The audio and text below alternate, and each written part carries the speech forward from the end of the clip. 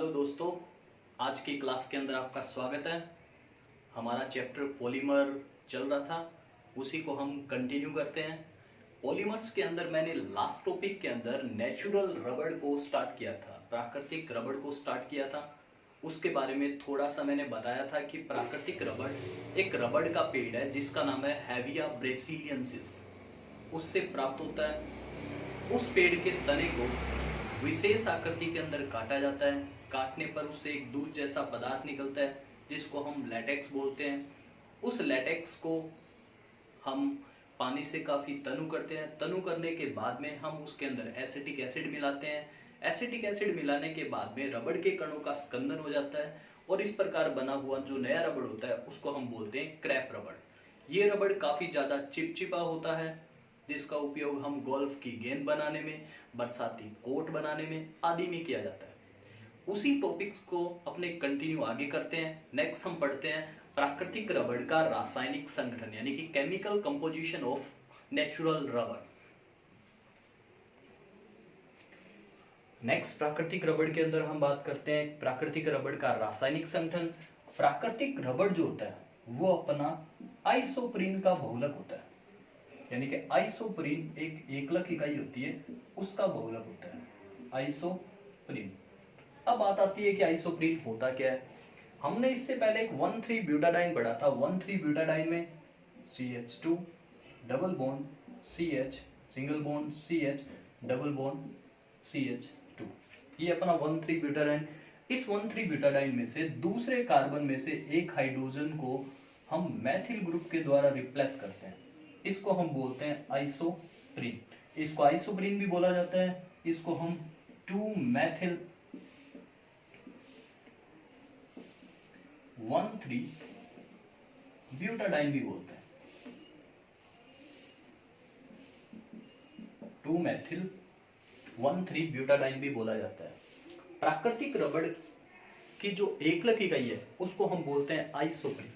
अब एकलक इकाई है तो इसकी हम बहुत सारी यूनिट लेंगे। तो अपने प्राकृतिक रबड़ के यदि रासायनिक संगठन की बात करते हैं, नंबर ऑफ कार्बन कितने हो गए 1 2 3 4 5, यानी कि कार्बन इसके अंदर हो गए 5, हाइड्रोजन 3 2 5, 5 और 3 8, C5H8N, इसका ये एक पॉलीमर होता है।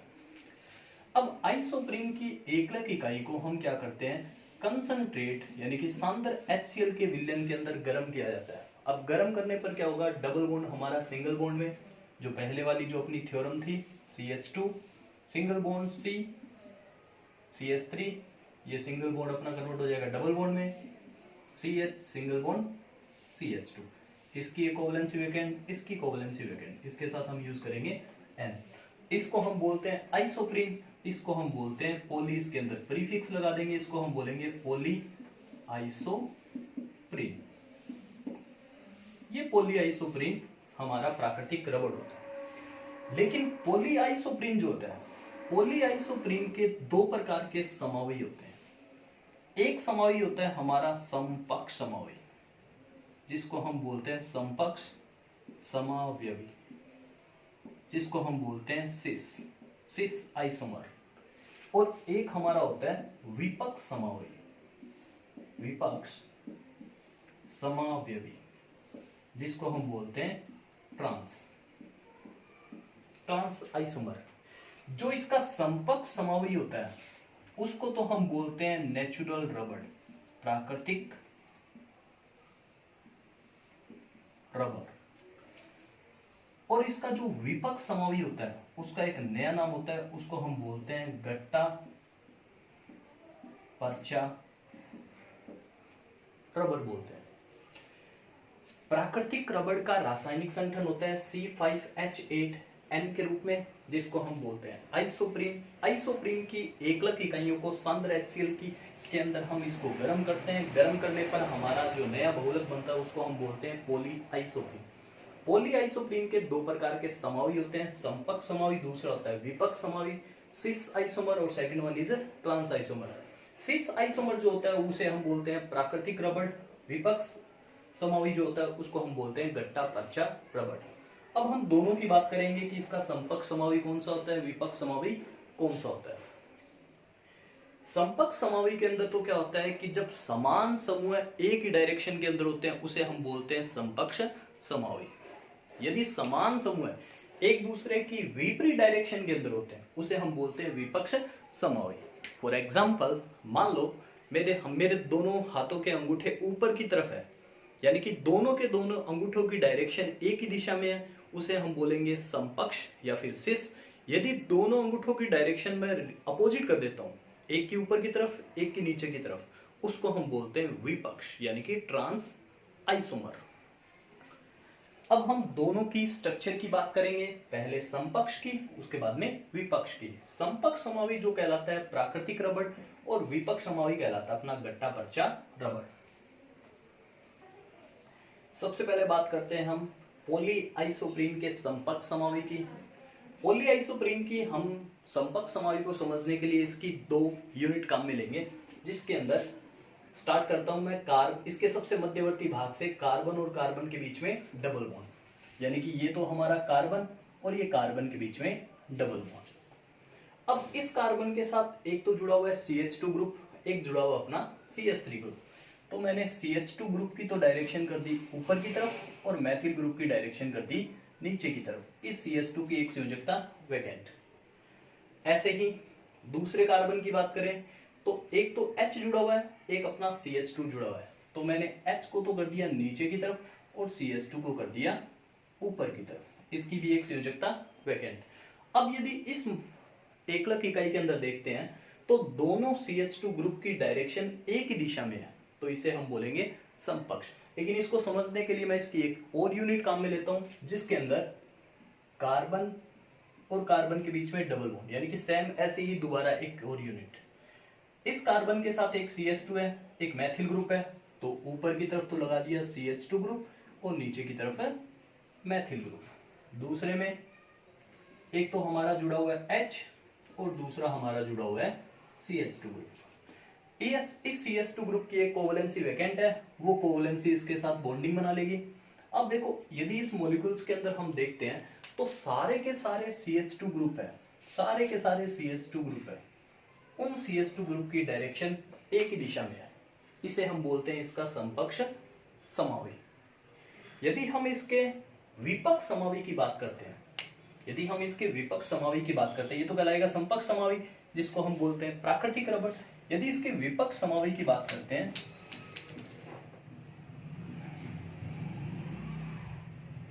विपक्ष समावयी जिसको हम बोलते हैं गट्टा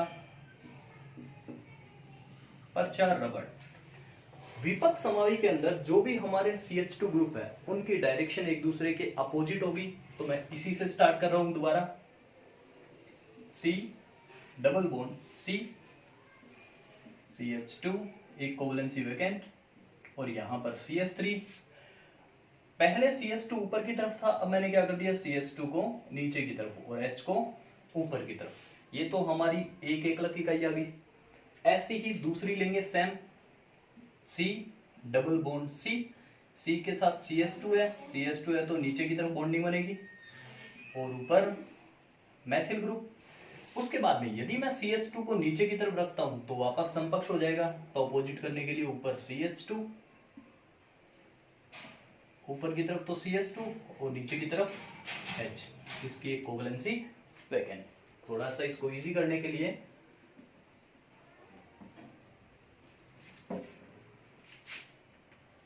CH2 और ये कहलाएगा अपना विपक्ष समावयी। यदि विपक्ष समावयी के अंदर देखते हैं तो हमारे एक CH2 की डायरेक्शन ऊपर की तरफ है, इनकी नीचे की तरफ, फिर इनकी ऊपर की तरफ, यानी कि CH2 की डायरेक्शन एक दूसरे के अपोजिट में है। इसे हम बोलेंगे इसका विपक्ष समावयी या फिर गट्टा पर्चा रबड़। यदि समपक्ष समावयी में देखें तो इस CH2 ग्रुप की डायरेक्शन ऊपर की तरफ, इनकी भी ऊपर की तरफ और इसकी भी ऊपर की तरफ। इसे हम बोलेंगे इसका समपक्ष समावयी। क्यों?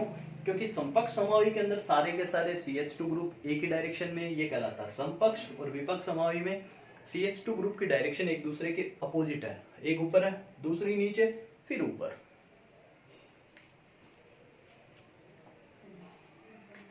प्राकृतिक रबड़ के अंदर सबसे पहले हमने उसका जनरल इंट्रोडक्शन पढ़ा था, उसके बाद में प्राकृतिक रबड़ का रासायनिक संगठन, रासायनिक संगठन के अंदर दो प्रकार के समवायी पड़े थे, समपक्ष और दूसरा विपक्ष। उसके बाद में नेक्स्ट टॉपिक आता है हमारा रबड़ का वल्कनीकरण, यानी कि वल्कनीकरण किसे कहते हैं, या फिर वल्कनीकृत रबड़ किसे कहते हैं, या फिर रबड़ का वल्कनीकरण होता क्या है। प्राकृतिक रबड़ जो होता है उसकी प्रत्यास्थता बहुत कम होती है। प्रत्यास्थता का मतलब है जिसको अपने खींचकर एक निश्चित सीमा तक लंबा कर सकते हैं, छोड़ने पर पुनः अपनी मूल अवस्था में आ जाता है, उसे हम बोलते हैं प्रत्यास्थता। इसके बारे में मैं पहले भी बता चुका हूं। प्राकृतिक रबड़ के अंदर प्रत्यास्थता का गुण बहुत कम होता है, इसलिए हम उसको क्या करते हैं, जो भी हमारा नेचुरल रबड़ होता है उसको हम गंधक के साथ मिलाकर या फिर सल्फर के साथ मिलाकर ना उसको गर्म करते हैं। अब सल्फर के साथ मिलाकर गर्म करने पर सल्फर उस प्राकृतिक रबड़ के साथ ही तिर्यक बंधों के रूप में जुड़ जाता है, जिसे अपने बोलते हैं रबड़ का वल्कनीकरण। इस प्रकार बना हुआ जो नया रबड़ होगा उसकी प्रत्यास्थता बहुत ज्यादा होती है। एग्जाम्पल लेते हैं, जैसे रबड़ का रासायनिक संगठन हमने पढ़ा था कि रबड़ आइसोप्रीन का बहुलक होता है। आइसोप्रीन से हमारा पॉलीआइसोप्रीन बनता है। ये हमारा पॉलीआइसोप्रीन है, CH2 C CH3 double bond CH single bond CH2। ये मैंने ले ली पॉलीआइसोप्रीन की एक इकाई। ऐसी ही दूसरी इकाई इसकी शाखा के रूप में ले ली,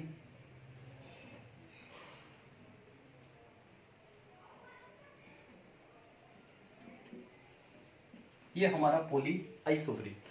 अब पॉलीआइसोप्रीन जो कि हमारा नेचुरल रबड़ है, यानी कि उसका समपक्ष समवायी हमारा नेचुरल रबड़ है, उसको हम गंधक के साथ मिलाकर या फिर सल्फर के साथ मिलाकर गर्म करते हैं। अब सल्फर के साथ मिलाकर गर्म करने पर क्या होता है कि सल्फर जो परमाणु है, यानी कि सल्फर जो परमाणु है वो इसी पॉलीआइसोप्रीन की एकल इकाइयों के साथ जुड़ जाता है। और जुड़ने का तरीका क्या होता है, पहला तरीका तो है कि हम यदि दोनों के डबल बॉन्ड को ब्रेक कर दें, तो दोनों के डबल बॉन्ड को ब्रेक करने पर दोनों कार्बन की एक एक संयोजकता खाली हो जाती है, उसके साथ सल्फर जुड़ जाता है,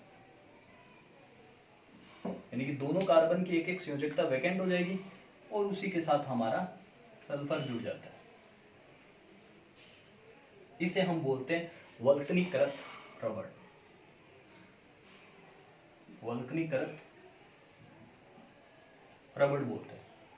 और ये जो नए प्रकार के जो बंध कहलाएंगे इनको हम बोलेंगे सल्फर बंध। एक तरीका तो वल्कनीकृत रबड़ बनाने का ये है। दूसरे तरीके के अंदर यदि हम वल्कनीकृत रबड़ को बनाते हैं तो जैसे पॉलीआइसोप्रीन की इकाई ले ली मैंने, CH3 double bond CH single bond CH2, ऐसे ही एक इकाई और,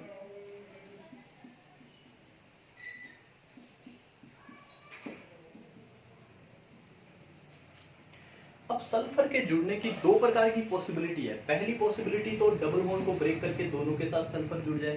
दूसरा तरीका है डबल बॉन्ड को किसी भी प्रकार से कोई हानि ना पहुंचाए और ये क्या करे, जो भी हमारा CH2 ग्रुप है इस CH2 ग्रुप के साथ सल्फर जुड़ जाए, सल्फर बंधों के रूप में। यानी कि ये भी हमारा सल्फर है, ये भी सल्फर है और ये भी सल्फर है। यानी कि सल्फर दो प्रकार से जुड़ सकता है, या तो डबल बॉन्ड को ब्रेक करके या फिर क्या करें CH2 ग्रुप में से H को हटाकर वहां पर सल्फर जुड़ जाता है। इस प्रकार बना हुआ रबड़ जो है उसे हम बोलते हैं वल्कनीकृत रबड़। और ये पूरा का पूरा प्रोसीजर है, इसको हम बोलते हैं रबड़ का वल्कनीकरण। इसके लिए एक नया वर्ड भी यूज करते हैं, इसको बोलते हैं रबड़ की स्मोकिंग भी बोलते हैं इसको, रबड़ की स्मोकिंग भी बोलते हैं इसको। काफी इंपॉर्टेंट टॉपिक है। यदि आप देखना चाहें तो सारा का सारा 1,3 ब्यूटाडाइन पे डिपेंडेड है। 1,3 ब्यूटाडाइन में से H को रिप्लेस करेंगे मैथिल ग्रुप से, उससे हमारा बनेगा आइसोप्रीन। आइसोप्रीन से पॉलीआइसोप्रीन। पॉलीआइसोप्रीन के दो प्रकार के समवायी, समपक्ष, विपक्ष। और जो भी हमारे समवायी है उनकी क्रिया यदि अपने सल्फर के साथ मिलाकर करते हैं तो सल्फर उनके अंदर डबल बॉन्ड को ब्रेक करके या फिर CH2 ग्रुप के साथ जुड़ जाता है। इस प्रकार बना हुआ नया रबड़ कहलाता है वल्कनीकृत रबड़। और ये प्रोसीजर कहलाता है रबड़ का वल्कनीकरण या फिर रबड़ की स्मोकिंग। ये हमारा प्राकृतिक रबड़ कंप्लीट हो गया। प्राकृतिक रबड़ के बाद में हम नेक्स्ट टॉपिक बात करेंगे कुछ एक संश्लेषित रबड़, यानी कि जो लेबोरेटरी के अंदर बनाए जाते हैं उन्हीं संश्लेषित रबड़ के अंदर हम एक पढ़ेंगे नियोप्रीन रबड़। संश्लेषित रबड़ के अंदर काफी सारे एग्जाम्पल हम पहले पढ़ चुके हैं, जिनके अंदर एक बताया था मैंने SBR, स्टाइरीन ब्यूटाडाइन रबड़, या फिर हम इसका नाम लिखते हैं ब्यूना। एस क्या था हमने NBR, जिसको हम बोलते हैं ब्यूना। N नाइट्राइल ब्यूटाडाइन रबड़। तीसरा हम इसके अंदर पढ़ चुके हैं ABS रबड़, जिसके अंदर 3 प्रकार की एकलक इकाइयां होती है, एक्रिलोनाइट्राइल, ब्यूटाडाइन और तीसरी स्टाइरीन। चौथे प्रकार का जो रबड़ होता है उसको हम बोलते हैं नियोप्रीन रबड़। नियोप्रीन रबड़, इसके बारे में मैंने बताया था कि इसको हम नेक्स्ट आगे के टॉपिक में पढ़ेंगे। अब देखो नियोप्रीन रबड़ होता क्या है। नियोप्रीन रबड़ के लिए भी हमें 1,3 ब्यूटाडाइन को याद रखना है। 1,3 ब्यूटाडाइन के अंदर क्या होता है, CH2 double bond CH single bond CH double bond CH2, ये कहलाता है हमारा 1,3 ब्यूटाडाइन। 1,3 ब्यूटाडाइन के अंदर यदि हाइड्रोजन को हम रिप्लेस कर देते हैं, 2 नंबर कार्बन से हाइड्रोजन को रिप्लेस मैथिल ग्रुप से कर देते हैं, तब तो हमारा प्राकृतिक रबड़ बनता है। यदि हम हाइड्रोजन को रिप्लेस कर देते हैं क्लोरीन से, Cl से, तो ये हमारा कहलाता है 2-क्लोरो 1,3 ब्यूटाडाइन, और इसी को हम बोलते हैं क्लोरोप्रीन बोलते हैं। जैसे उसको आइसोप्रीन बोलते थे, इसको हम बोलते हैं क्लोरोप्रीन। अब क्लोरोप्रीन की एकलक इकाइयां, बहुत सारी एकलक इकाइयां आपस में जुड़ेगी, और जुड़ने के बाद में हमारा बनाता है नियोप्रीन। तो क्या करेंगे, CH2 single bond C, Cl double bond CH single bond CH2, दोनों की एक कोवलेंसी वैकेंट, और इसके साथ N, इसको हम बोलते हैं नियोप्रीन। इसको नियोप्रीन भी बोला जाता है, या फिर हम इसको पॉली क्लोरोप्रीन भी बोल सकते हैं। पॉली क्लोरोप्रीन भी बोल सकते हैं। यदि इस चैप्टर का हम कंक्लूजन निकालते हैं तो मैक्सिमम जो चैप्टर है 2 प्रकार की एकलक इकाइयों के ऊपर डिपेंडेड है। पहली इकाई है एथीन और दूसरी इकाई है 1,3 ब्यूटाडाइन। अब तक जितने भी एग्जाम्पल चल रहे हैं, मैक्सिमम एग्जाम्पल यही 2 यूनिट के ऊपर चल रहे हैं। नेक्स्ट हम बात करते हैं पॉलीथीन के बारे में, कि पॉलीथीन होती क्या है, कितने प्रकार की होती है, एटसेट्रा। पॉलीथीन के बारे में स्टार्टिंग के अंदर हम पढ़ चुके हैं। इसकी एकलक इकाई एथीन होती है। पॉलीथीन मेनली 2 प्रकार की होती है, दोनों प्रकार इसके अंदर पढ़ेंगे, जिसके अंदर सबसे पहले प्रकार की जो पॉलीथीन होती है उसको हम बोलते हैं HDPE, हाईएस्ट डेंसिटी पॉलीथीन, और सेकंड होती है जिसको हम बोलते हैं LDPE, लोवेस्ट डेंसिटी पॉलीथीन, यानी कि इसको तो हम बोलते हैं उच्च घनत्व वाली पॉलीथीन।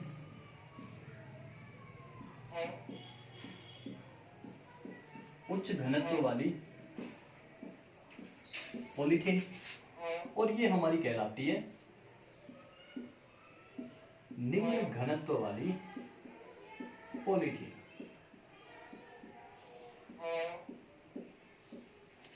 निम्न घनत्व वाली पॉलीथीन।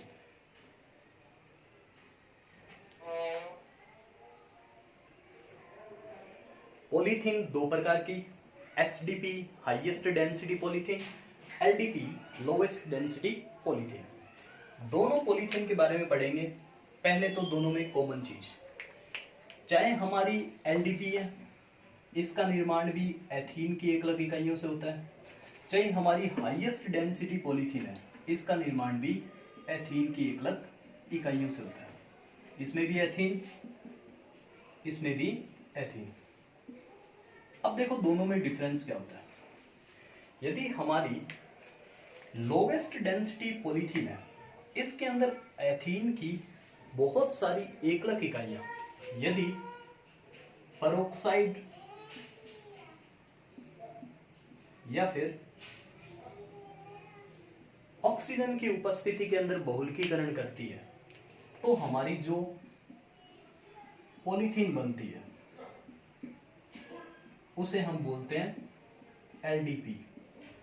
ये जो पॉलीथीन कहलाती है अपनी LDP, लोवेस्ट डेंसिटी पॉलीथीन। यदि हमारी हाईएस्ट डेंसिटी पॉलीथीन है, उसका निर्माण एक नए प्रकार के उत्प्रेरक के द्वारा होता है जिसको हम बोलते हैं जिगलर नाटा उत्प्रेरक। जिगलर नाटा उत्प्रेरक। हाईएस्ट डेंसिटी पॉलीथीन है, उसका निर्माण एथीन की एकलक इकाइयों की जिगलर नाटा उत्प्रेरक की उपस्थिति में बहुलकीकरण के द्वारा होता है। एन और इस प्रकार बनी हुई जो पॉलीथीन होती है उसको हम बोलते हैं हाईएस्ट डेंसिटी पॉलीथीन। अब बात आती है कि जिगलर नाटा उत्प्रेरक होता क्या है। जिगलर नाटा उत्प्रेरक। जिगलर नाटा उत्प्रेरक होता है C2H5 thrice Al plus TiCl4। इनका जो मिक्सचर होता है उसको हम बोलते हैं जिगलर नाटा उत्प्रेरक। ये हमारा एक इंपॉर्टेंट टॉपिक है, जिगलर नाटा उत्प्रेरक। Try ethyl aluminium titanium tetrachloride, इसको हम बोलते हैं जिगलर नाटा उत्प्रेरक। यानी कि पॉलीथीन दो प्रकार की, lowest density, highest density. Lowest density polythene बनती है हमारी पेरोक्साइड या फिर ऑक्सीजन की उपस्थिति में एथीन की एकलक इकाइयों के बहुलकीकरण के द्वारा। हाईएस्ट डेंसिटी पॉलीथीन बनती है जिगलर नाटा उत्प्रेरक, जिसको हम बोलते हैं try ethyl aluminium plus TiCl4 की उपस्थिति में। एक और डिफरेंस इसमें, जो भी हमारी लोवेस्ट डेंसिटी पॉलीथीन होती है उसका जो गलनांक होता है वो लगभग 110 डिग्री सेंटीग्रेड से 122 डिग्री सेंटीग्रेड के बीच में। और हाईएस्ट डेंसिटी पॉलीथीन जो होता है उसका जो गलनांक है वो होता है 144 डिग्री सेंटीग्रेड से 150 degree centigrade. Lowest density polythene के अंदर एथीन की जितनी भी एकलक इकाइयां होती है वो सारी की सारी शाखित होती है। और हाईएस्ट डेंसिटी पॉलीथीन के अंदर जितनी भी एथीन की एकलक इकाइयां होती है वो एक प्रकार से रेखीय श्रृंखला के अंदर लीनियर। लोवेस्ट डेंसिटी पॉलीथीन के अंदर सारी की सारी एकलक इकाइयां शाखित होती हैं। हाईएस्ट डेंसिटी पॉलीथीन की एकलक इकाइयां सारी की सारी रेखीय होती है। ये हमारा पॉलीथीन और पॉलीथीन के प्रकार इंपॉर्टेंट टॉपिक है।